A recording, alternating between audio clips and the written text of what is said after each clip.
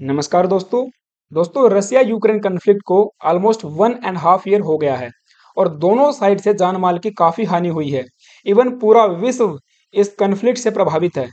लेकिन आज की ताज़ा खबर यह है, Saudi Arabia Russia Ukraine peace talks conduct करवाने वाला है। इसमें India, China, European Union and कुछ अमेरिकन कंट्रीज समेत टोटल 30 देश पार्टिसिपेट करने वाले हैं। But more interesting thing is that Moscow is not invited. So ये टॉपिक ना आज के दिन पूरे वर्ल्ड मीडिया में काफी चर्चा का विषय बना हुआ है। Saudi Arabia to host Ukraine peace talk as part of the western effort to woo global south. China to attend talk on Ukraine in Saudi Arabia. इसके साथ साथ दिल्ली भी इसके अंदर अटेंड करने वाला है। Now Saudi Arabia is preparing to host a summit to discuss the Ukrainian president's plan for peace. इनके द्वारा 10 पॉइंट का एक प्लान फॉर पीस यहाँ पे प्रपोज किया गया था, उसी को लेकर चर्चा इस समिट के अंदर होने वाली है, जिसके बारे में डिटेल से हम लोग आगे चर्चा करेंगे। नाउ इसके अंदर 30 कंट्रीज पार्टिसिपेट करेंगी। सिटी ऑफ जेडा में इसका कंडक्ट होने वाला है एंड मोस्ट प्रोबेबली 5 अगस्त और 6 अगस्त को इसको होस्ट किया जाएगा, यानी कि आज के दिन और कल। लेकिन सबसे इंटरेस्टिंग ये चीज देखने को मिली कि Russia left out of Saudi peace talk in Ukraine, क्योंकि यूक्रेन ने ब्लॉक कर दिया रसिया की एंट्री को और बोला कि देखिए, हमारे ऊपर सबसे पहले हमला यानी कि आक्रमण किया गया था रसिया के द्वारा, इसीलिए इन पीस टॉक्स के अंदर इनको नहीं बुलाना चाहिए। अब ये भी देखने वाली इंटरेस्टिंग बात होगी कि दो देश जिनके बीच में कन्फ्लिक्ट है, उनमें से यदि एक पार्टी को आप इनवाइट ही नहीं करोगे तो किस तरीके से पीस टॉक्स होंगी। बट यहाँ पे रसिया ने बोल दिया है कि it will follow the discussion, और जो भी इसके ऊपर होगा हम लोग इसको देखेंगे। नाउ अब जेडा के अंदर मई महीने के अंदर अरब लीग समिट का आयोजन करवाया गया था सऊदी अरेबिया के द्वारा, और इस समिट के अंदर पार्टिसिपेट किया था जेलेंस्की ने। तो इसी समिट से आज वाले समिट की पृष्ठभूमि तैयार की गई थी। बट मैं आपको बता दूं, जो भी अरब नेशन है उन्होंने कभी भी रसिया को खुल के विरोध नहीं किया और ना ही यूक्रेन को खुल के सपोर्ट किया। वे रिमेन न्यूट्रल रहे हैं ड्यूरिंग दी कॉन्फ्लिक्ट, क्योंकि रसिया और अरब कंट्रीज के बीच में मिलिट्री एंड इकोनॉमिक टाइज काफी अच्छे हैं। सो सवाल ये खड़ा होता है कि क्यों सऊदी अरबिया इस टाइप के पीस टॉक्स करवाने में काफी दिलचस्पी दिखा रहा है। अब इसका सवाल एक तो ये है, being as a part of OPEC plus country, Russia and Ukraine Saudi Arabia के बीच में रिलेशनशिप काफी अच्छे हैं और बढ़िया एंजॉय करते हैं।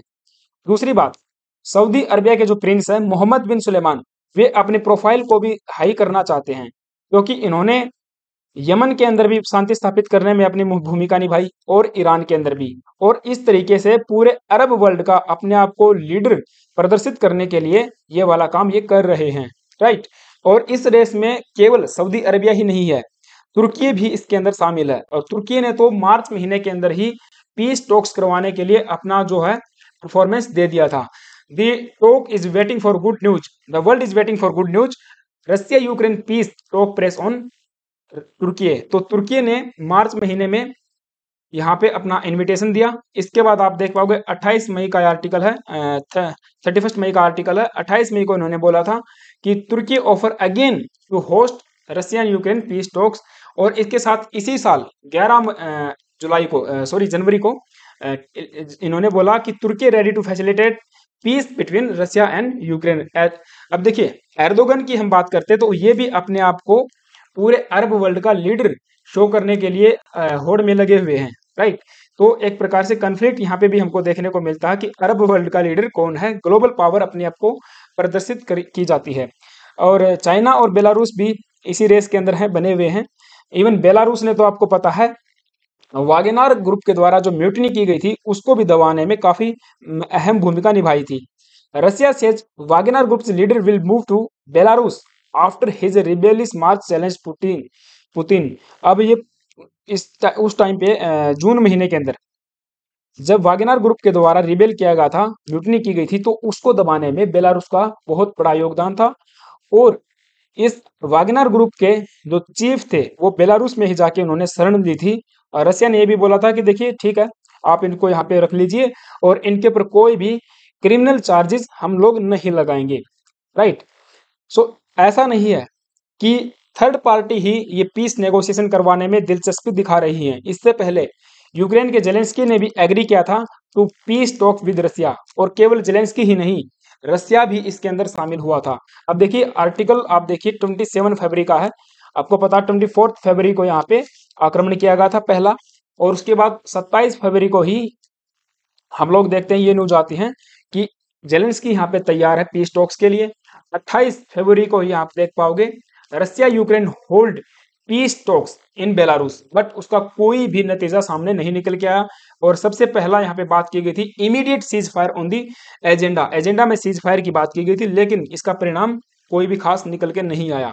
अब उसके पीछे का एक सबसे बड़ा रीजन ये भी बताया जाता है कि यूक्रेन के जो प्रेसिडेंट हैं उनके द्वारा 10 पॉइंट का एक पीस प्लान प्रपोज किया गया था।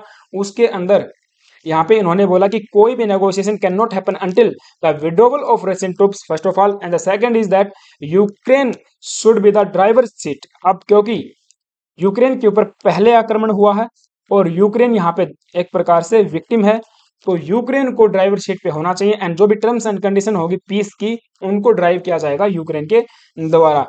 And the 10 point peace plan propose किया गया था। इवन चाइना ने भी यहाँ पे अपना 12 पॉइंट का एक प्लान किया था, और इंडोनेशिया भी इस रेस में कूद पड़ा।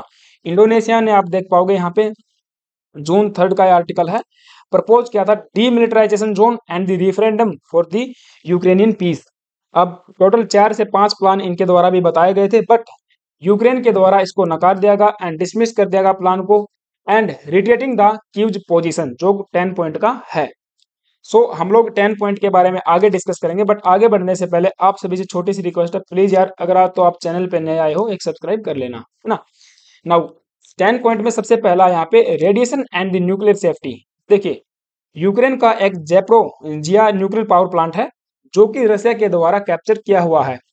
यूक्रेन का कहना है कि इमीडिएट प्रभाव से इसको खाली किया जाना चाहिए, क्योंकि यूक्रेन की आधी से ज्यादा आबादी की बिजली की पूर्ति इसी पावर प्लांट के थ्रू की जाती है, एंड इसको international atomic energy agency and Ukrainian personal को सौंप दिया जाना चाहिए, पहला पॉइंट। दूसरा है फूड सिक्योरिटी को लेकर, क्योंकि रशिया यहाँ पे आक्रमण करता है यूक्रेन के जहाजों के ऊपर जो यूक्रेन से व्हीट लेके आते हैं। अब यहाँ पे इन्होंने बताया कि 45 मिलियन टन ऑफ एक्सपोर्ट यहाँ पे पेंडिंग है और पूरा विश्व फूड क्राइसिस से झेल रहा है, तो इसको भी यहाँ पे कैरी आउट होना चाहिए। एंड एनर्जी सिक्योरिटी, अब इस पूरे कन्फ्लिक्ट के दौरान यूक्रेन की almost 40% of energy infrastructure destroyed हो चुका है, इसीलिए जितना भी हो सके जल्दी से जल्दी एनर्जी सिक्योरिटी को देखते हुए आगे जितने भी बिजली के प्लांट हैं उनके ऊपर हमला नहीं होना चाहिए, ये भी रशिया लिख कर दे। चौथे नंबर पे इन्होंने बताया कि जितने भी हमारे प्रिजनर्स हैं, मीन्स जो वार प्रिजनर्स हैं और जो सिविलियन हैं जिनको आपने कैप्चर करके रखा है रशिया ने, उनको तुरंत प्रभाव से यहाँ पे छोड़ना चाहिए।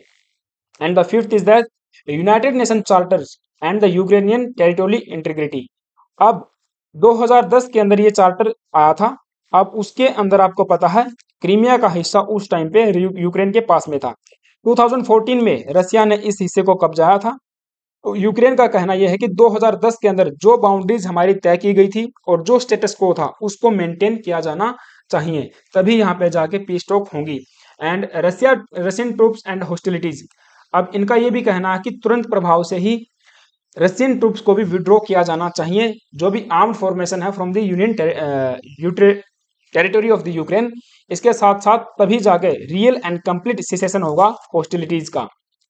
एंड हमको जस्टिस मिलना चाहिए, क्योंकि विक्टिम के तौर पे देखा जा रहा है रशिया को, यूक्रेन को, क्योंकि सबसे पहले आक्रमण किया था रशिया ने। इसीलिए एक स्पेशल ट्रिब्यूनल बनना चाहिए जो कि प्रोसिक्यूट करेगा रशियन वार क्राइम्स को, और हमको कंप्लीट जस्टिस मिलना चाहिए।